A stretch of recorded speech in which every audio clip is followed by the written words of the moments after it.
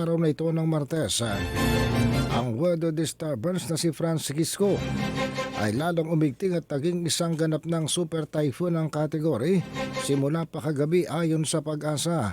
Sa pinakahuling report mula sa Pag-asa, sinabi nito ng bagyong Francisco ay naging isang ganap na super typhoon alas 8 ng gabi nang marating nito ang maximum sustained wind na 185 km per hour at may pagbugsong umaabutan ng 230 km per hour.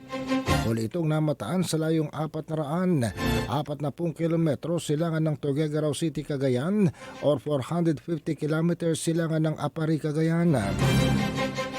Gumagalaw ito sa direksyon ng west-northwestward sa bilis sa 15 kilometro bawat oras.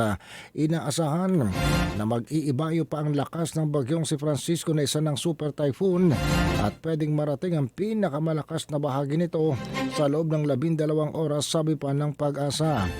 Pagkalipas ito, ihina na ang nasabing super typhoon at patuloy pa rin naman itong magbibigay ng unfavorable environmental condition ayon pa rin sa Pag-asa.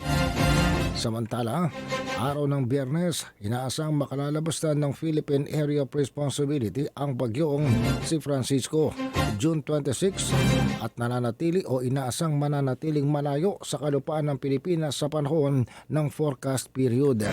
Pero sinabi ng Pag-asa na mayroong maliit na westward shift o pagbabago ng direksyon.